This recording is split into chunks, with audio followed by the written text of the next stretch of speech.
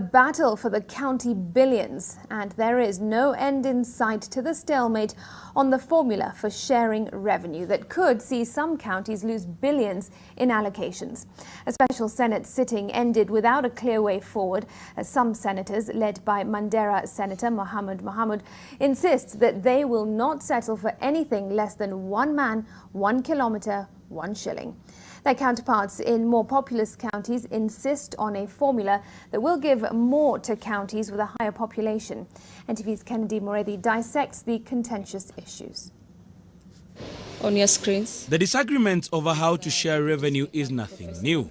And there was nothing special about this special sitting convened to find a way forward of our divisive revenue sharing formula. They intend to move amendments to the motion. The House adjourned as senators failed to find harmony on the revenue sharing formula.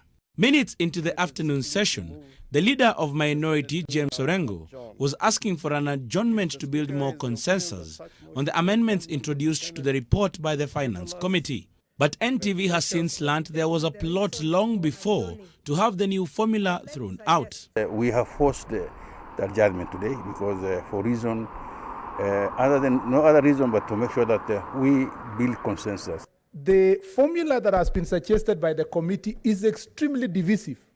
Even if my county is benefiting, it is ridiculous to see that the other counties are losing colossal amount of resources.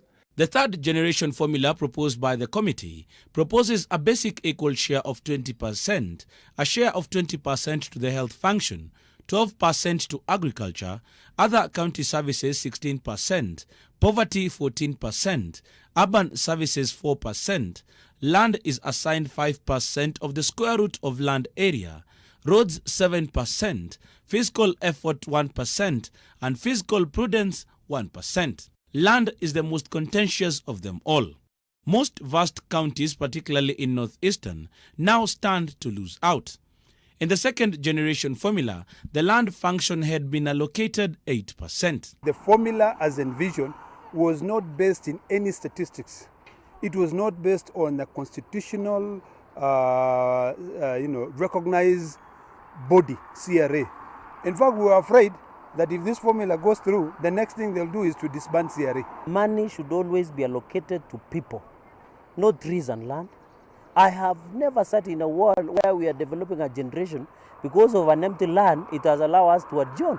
This now means counties stand to lose billions of shillings. Kwale, for instance, will lose 1.27 billion shillings, Narok 918 million shillings, Nakuru will lose 728 million shillings, Nyeri, which is in Mount Kenya, will lose 317 million shillings.